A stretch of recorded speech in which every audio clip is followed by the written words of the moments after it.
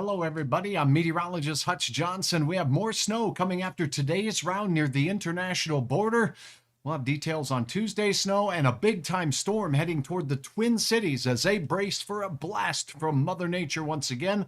Your forecast begins right now. Now, a Hutch's weather update with Chief Meteorologist Hutch Johnson, brought to you by Robert Gibb and Sons. All right, thanks for watching. Thanks to my fine sponsors at Robert Gibb and Sons. And I got to tell you, we still have some snow working its way through the northern tier of counties. Some significant snowfall reports up there. See that little asterisk there by International Falls? Unbelievable. 8 inches of snow reported there as we've gone through, and the snow continues. Now, in our area, we did get some snowfall reports. We're going to go through that real quickly. But first, I want to show you the satellite loop showing us the cloud cover, mainly up north. We enjoyed some sun today in the FM area, and temperatures that hit 45 as forecast yesterday, and now we're going to see these clouds continue along the international border while a Colorado low develops out there, not far from Colorado, and that system's going to be rocking through. Now, this is Hutch's weather. If you're joining me on the YouTube channel, hit a question. If you have it, let me know what you're wondering about. I'll be happy to make sure that we try to address those. Check it out. It says, Bruce says, girlfriend says 4 inches in Warren. That's some flaky nonsense. I'll pass that along to the Weather Service as a rule. 1 to 4 inches was reported up there.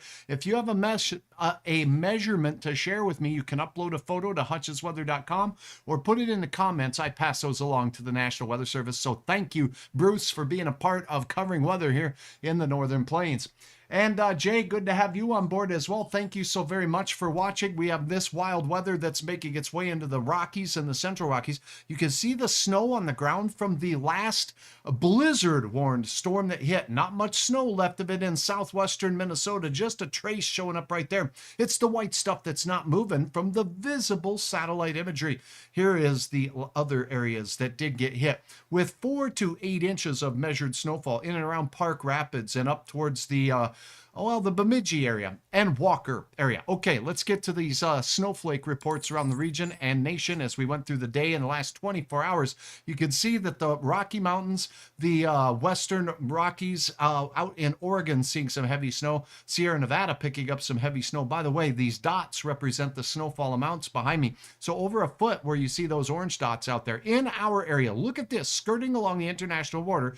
Numerous reports this morning from around 4.5 inches in the Kenmare area. Getting into Minot, we had a report of 1.5 inches today.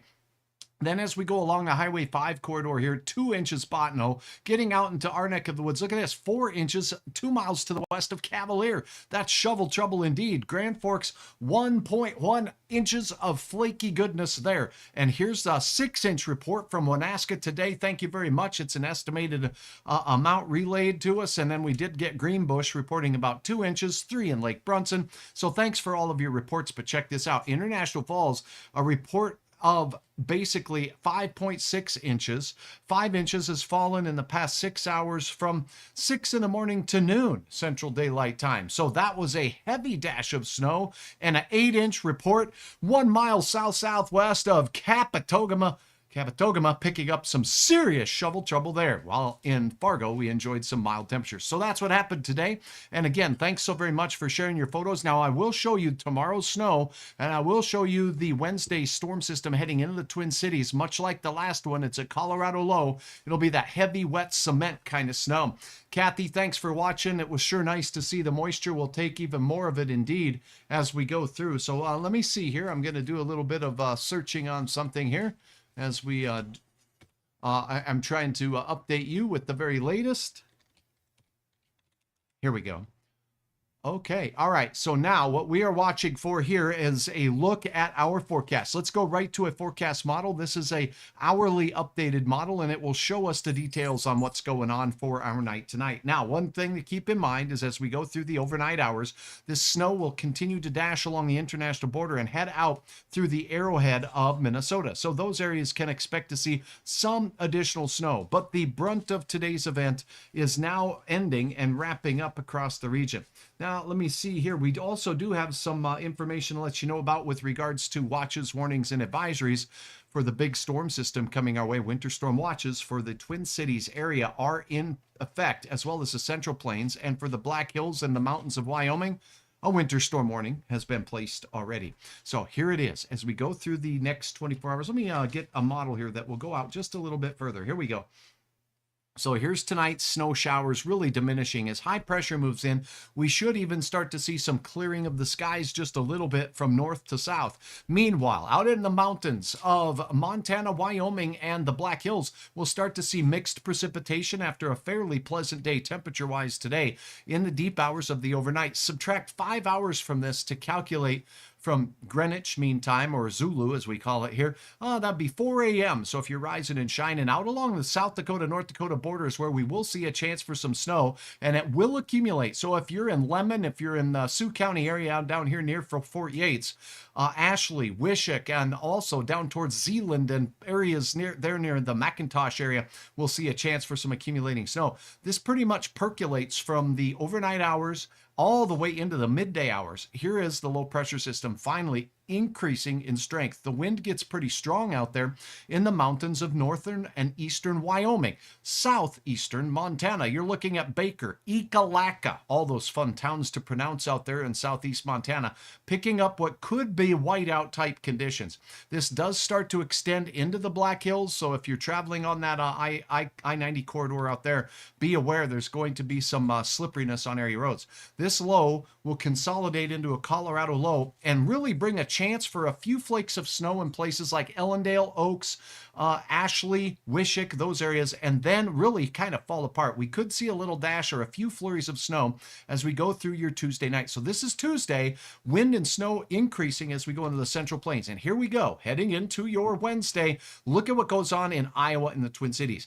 A near winter whiteout type situation could be possible for parts of southeastern South Dakota. So if you're traveling south Wednesday morning, this is daybreak, this is what you're running into. Traveling toward the cities, you'll begin to see some light snow developing at first, and maybe even some more of that thunder sleet. Remember that from the last system? This one, just like it, dynamic springtime system that will bring that mixed snot to the region as we go through our Wednesday. Look at the heavy snow and the wind. Not out of the question. It's awful early, but it's not out of the question that we will have enough wind and snow to cause near blizzard conditions once again. So keep your eyes on the forecast. Watch for National Weather Service updates in your local area there near Chanhassen and the Twin Cities, and right here on Hutch's Weather. I'll keep you advised as to the changes. A narrow band of icing, a narrow band of heavy snow, just like the last one, with a sharp cutoff. This one should cut off maybe around St. Cloud as we look at that area, and then really continue its trek off to the north and to the east. So that's a look at your forecast. I'm going to field the questions but momentarily, but for now, let's take a peek at what we have going on with regards to the current watches and warnings.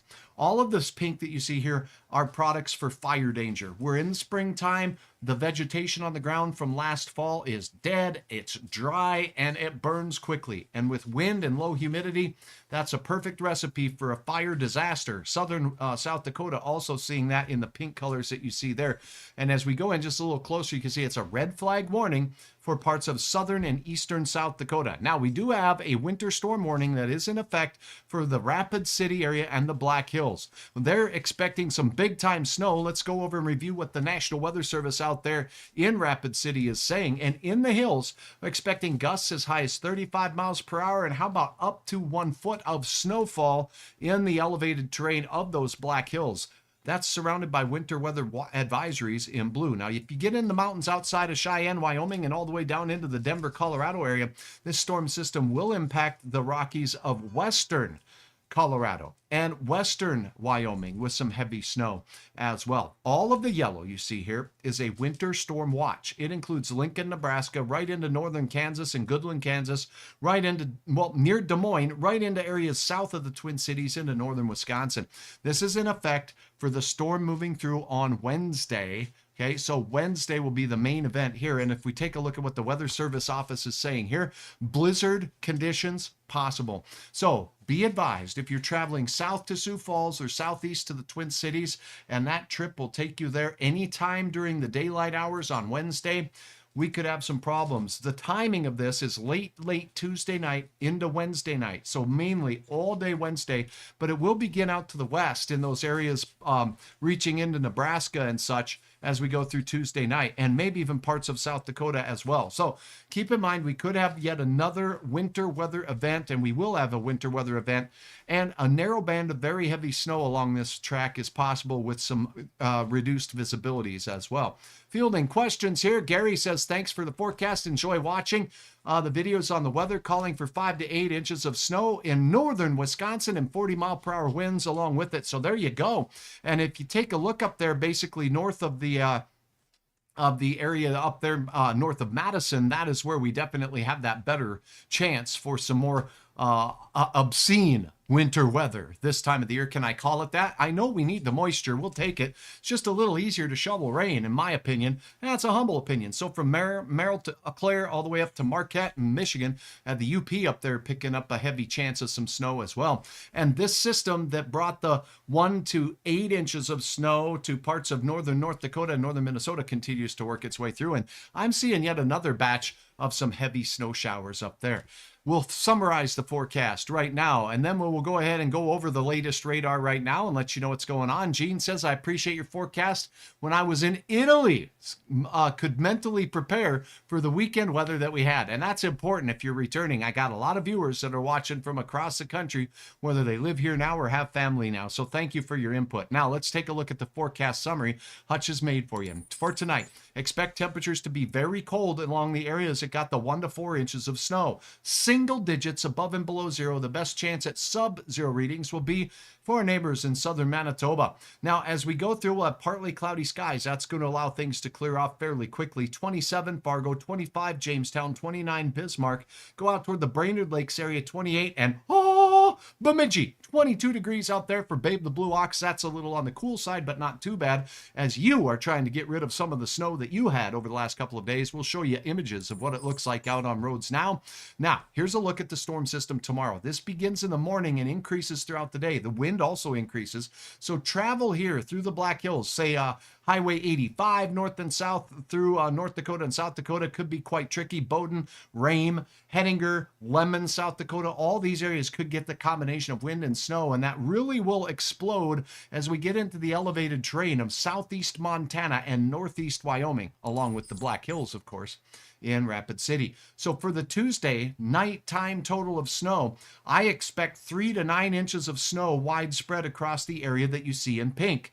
Otherwise, in the blue areas, widespread 1 to 4 inches of snow. Notice that does include you folks in the Sisseton Hills. Those hills have a way of wringing out more moisture out of these clouds and strong winds that will be drifting in out of the east. So that's a look at this storm system. Here's what fell today. That one's pretty much on its way out of here. Goodbye. And that's it for that. No, so big time snow. And if you're going down the Highway 83 corridor down towards state capitol between Bismarck and Pierre, expect a narrow band of heavy snow to be on the ground as we go through the midday and afternoon hours there. Tomorrow's afternoon temperatures 42 Fargo as we stay on the mild side as opposed to the wild side. Anybody with this fresh snow on the ground can expect cooler temperatures up north near 30 degrees. And here come the flakes a-flying horizontally with a lot of wind and all of that fun stuff across the I-90 corridor through Rapid City and northern parts of South Dakota and southernmost portions. Just our counties on the border there with South Dakota likely to see a few flakes of snow. Your 7-day planner. Wind will be in the forecast on the Wednesday event here in Fargo. It will be turning and becoming more northeasterly. If you're traveling to Sioux Falls, South Dakota, Watertown, South Dakota, and Point South, or the Twin Cities, be advised there will be a potential for winter storm conditions there. Judy, good to have you on board. Staying in Minneapolis, says Cindy. Not a bad idea. The travel could be quite trickery as we go through Wednesday in particular. As we go into Thursday morning, you'll still be seeing the impacts of it. Here in Fargo, 40 to 45 each and every day there, and near 50 on Friday. But a strong cold front is now showing up that wasn't really there in any strength or magnitude yesterday. So it's going to cause a precipitous fall in temperatures back down to about seasonal as we head into Saturday. So sunny but cooler for the weekend. And then on Sunday, it does look like we will see a chance of a shower sprinkle as a weak area of low pressure moves over. Notice I put shower here because with temperatures of 32, a few of you could see a mix or some flakes, and a few of us will see dribble drops of rain. Now, heading into next Monday, 41 is fun. A dry day to start your work week. That's the way that's looking. Now a closer look at Minneapolis. Here is a snapshot of Wednesday at noon. Heavy snow, southern part of the metro area into toward the Iowa border. A narrow band of icing here with some heavy rain and a lot of wind means that there indeed will be a potential for some blizzard-like-ish conditions. Widespread 3 to 8 inches of snow here will be that heavy wet cement going on there. Brian is heading down for the frozen face-off, and good luck to our North Dakota hockey team up there.